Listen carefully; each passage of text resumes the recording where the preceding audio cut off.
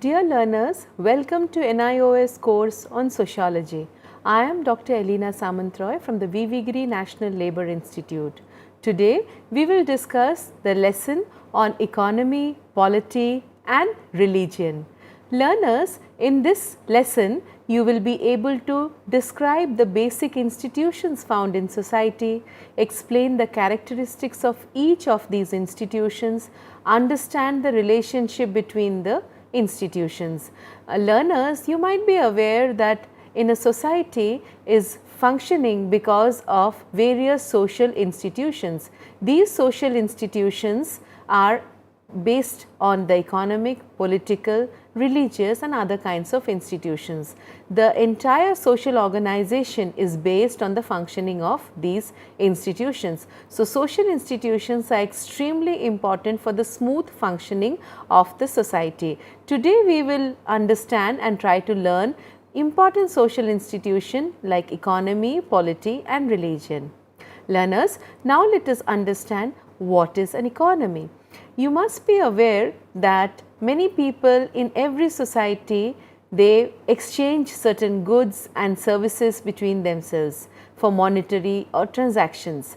Now, economy is concerned with the production, exchange, distribution and consumption of goods and services. We might have seen that economy in a market, for example, the market economy where people produce, sell and people buy certain products. So, economy is concerned with production, exchange, distribution and consumption of goods and services. Now, none of these activities in the economy are carried out in isolation. So, the economy cannot function in isolation. It has to depend on various other social institutions for its smooth functioning. So, economic institution is one which is concerned with the social relations that are built in the systems of production, distribution, exchange and consumption. Now, learners, economic institution had existed since long, though in the modern day economic institution is much more complex, but in the previous social order we used to find simple economic institutions based on simple exchange of goods and services like the barter system. But in modern complex industrialized societies, the economic system also is based on complex social relationships and it becomes much more complex in nature.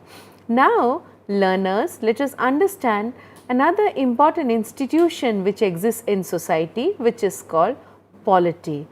Polity is concerned with the distribution of power in society. We all know that in every society, social regulation is extremely important for any deviant behavior to be controlled and regulated. So, a political organization is very important as it is concerned with how power is distributed in the society. If you look at polity from a sociological perspective, we see how do we explain power? We see that power is the ability of a person to exercise his will on others and obtain compliance. It is also the ability to take decision for oneself and for others. For example, we have seen in many families, the head of the household exercises power. For example, in a joint family, we had seen how the Karta or the male head of the family had the supreme power with him and used to exercise power over other members, and each and every member are bound to follow the decisions taken by the Karta in the family. So, political institution is based on power relations in a society, and power is concerned with polity is concerned with the distribution of power in every society. Now, what is political power then? We have understood what is power, what is polity, but power has got a dimension that is called political power. The difference between power in any institution, for example, like judiciary of a group or like family, and political power is that the latter has wider application. So, power in institution or power in a group and political power are different, and political power in fact has much more wider scope and wider application than power which is confined in a particular social institution. it is not confined to one particular institution. So, political power is one sort of power which is not confined to one particular institution or group, rather it can embrace all of them. So, each and every institution can be a part of political power. So, political power is also closely concerned with governance. An Italian sociologist, Wilfred Pareto, made a distinction between different types of governing people like elites.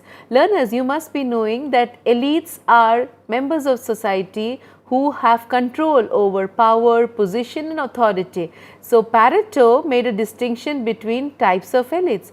According to him, there are two types of elites: the governing elite, they are those people who exercise power to govern and rule, and the non-governing elite who excel in their work but do not govern. So, governing elites can be the prime minister of a society or in a country, who would be the supreme head of political authority in any country, and non-governing elite are people who do well in their field like artists, actors, or people who are renowned writers, authors, who do good work but they generally do not govern, but they are also considered elite who are non-governing in nature.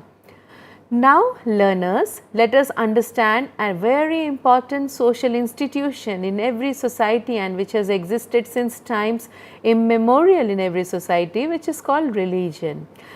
Learners, you must have heard about the famous sociologist Emile Durkheim. In his book Elementary Forms of Religious Life, he defined this social institution. Now, let us try to understand what is religion and how do we define religion. According to Durkheim, in his book Elementary Forms of Religious Life, a religion is a unified system of beliefs and practices relative to sacred things, that is to say, things set apart and forbidden, beliefs and practices which unite people into one single moral community called a church. So, learners, religion is actually a system of beliefs and practices which are considered sacred in nature.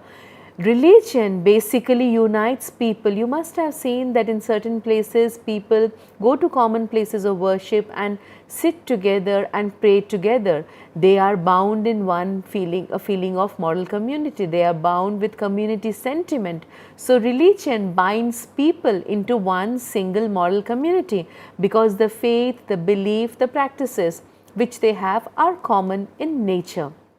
Now, let us understand, learners, the characteristic of economic organization. We have understood economic institution, we have to see what are the basic characteristic of an economic organization. Economic organization are based on two important characteristics. One is division of labor and the other is industrial economy. Now, division of labor we have seen is a concept which also Emile Durkheim has spoken about in his doctoral thesis on division of labor in society. Division of labor is basically how labor is divided between people in a society, and it is equitable distribution of labor in every society. It is based on the principle of specialization. Certain people were specialized to do certain activities and hence the work was divided accordingly. For example, in tribal societies we had simple division of labor. For example, hunting and gathering societies where men hunted and women gathered. So, this was based on the principle of simple division of labor, but as societies moved on and with passage of time the societies became industrialized, it was complex. Now, for example, to understand division of labor, if we see an industrial organization, we see the workers, the supervisor, the managerial level, the head of the industry, all of them have different kinds of work and all of them are interlinked, and division of labor is also based on the principle of interdependence. Each and every person is functioning for the contribution of the whole industry, and each and every function is interdependent and interrelated to each other.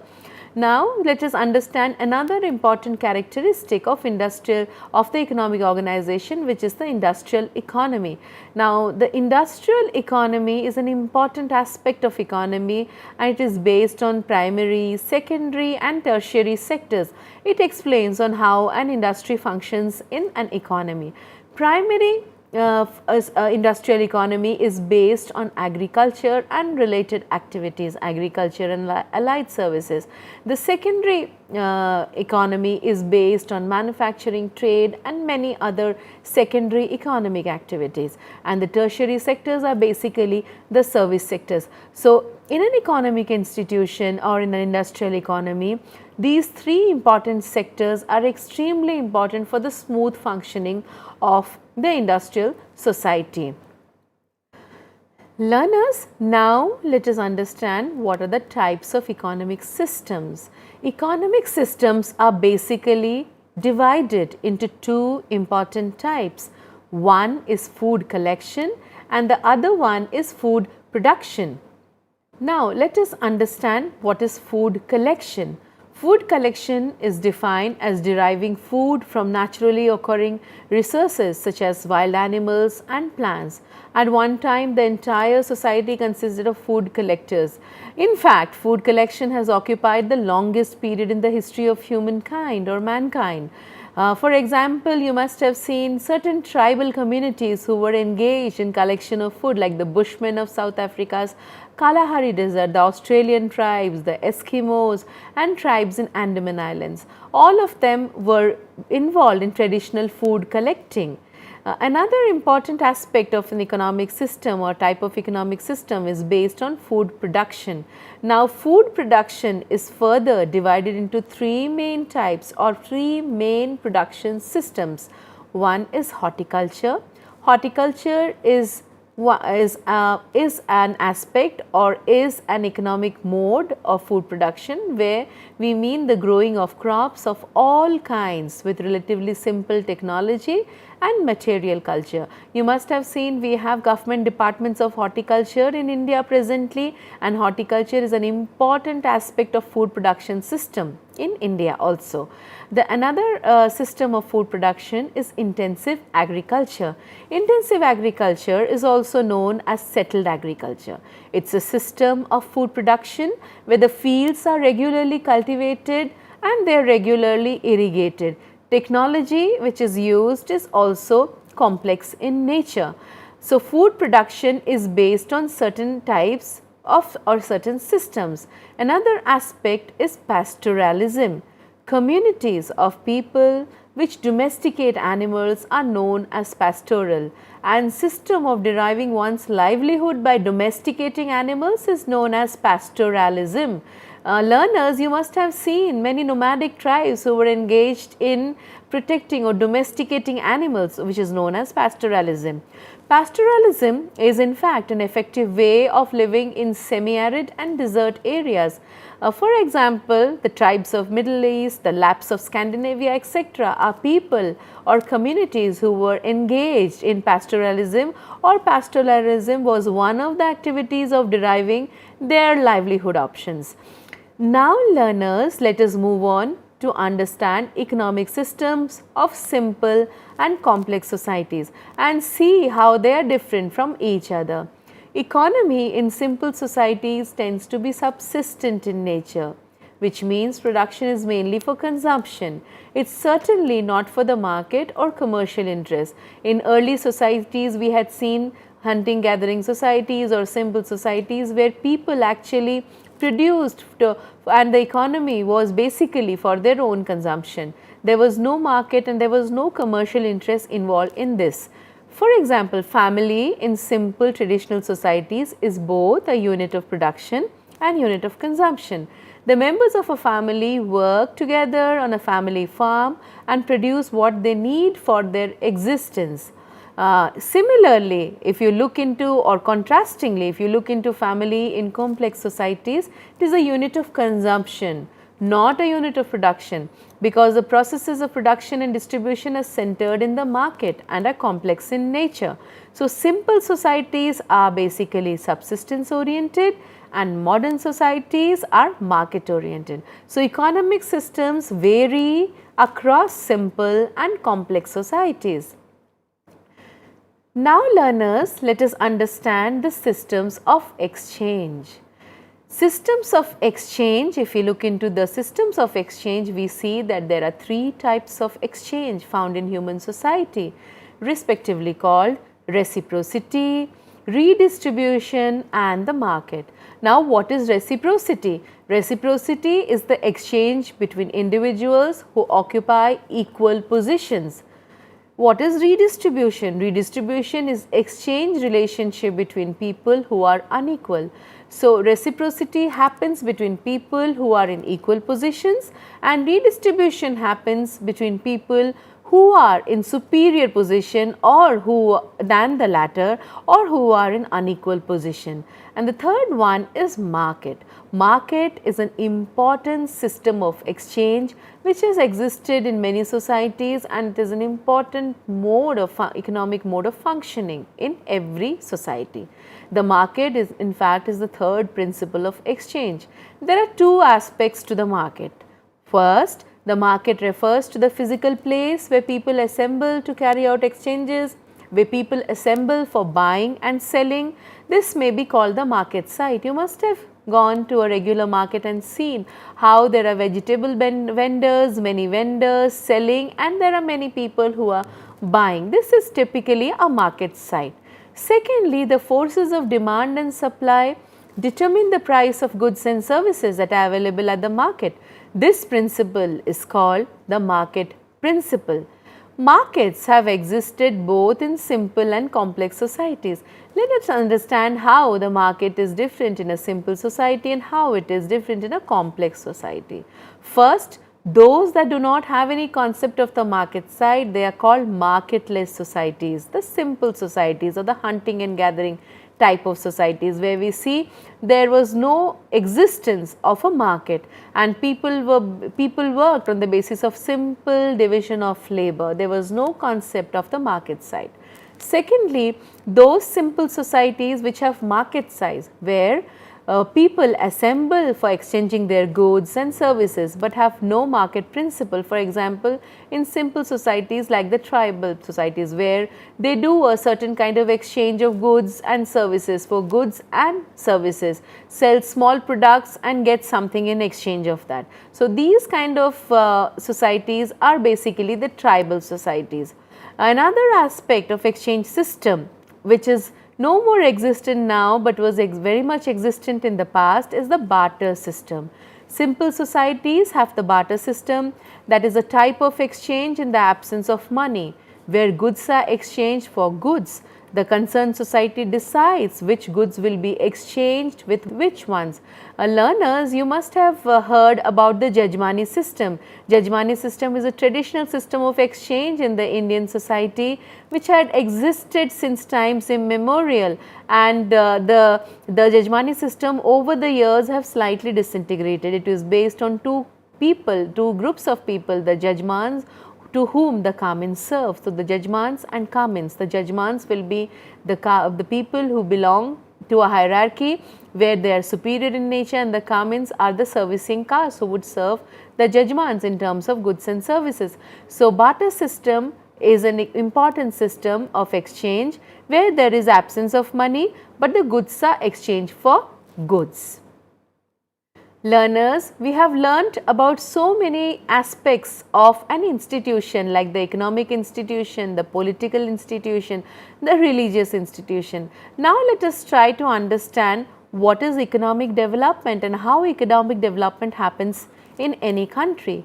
We all know that basic goals of economic development are basically to reduce to the maximum the phenomena of hunger and scarcity, and to make people self-reliant so that they are no more dependent on outsiders for the fulfillment of their basic needs, for full exploitation of the kind of natural resources or the kind of resources available in the country, human resources, and make it economically more developed. For achieving both of these goals, the community in which change is to be brought out also must be involved. So, economic development happens in various phases in every society. We had simple society, but when the society progressed, when there was industrialization, there was massive economic development. From now we have an agricultural economy, and agricultural economy is developing over the years with high yielding variety of seeds, with good fertilizers, and there is massive economic development in the agricultural sector. So, economic development is an important aspect where people in every society are removed from the plagues of poverty and hunger and are moved to economic well-being. So, the sustainable development goals which we have presently 2030 of the United Nations focus on overall development apart from economic development, overall development of every society and addressing the well-being of the society. So, it is very important that for any kind of economic development to happen in any country, the role of community participation is extremely important. So, the community must be involved and brought to the levels of community membership, community partnership, community involvement is extremely important. So, learners, today we learnt about an important lesson in sociology. Thank you.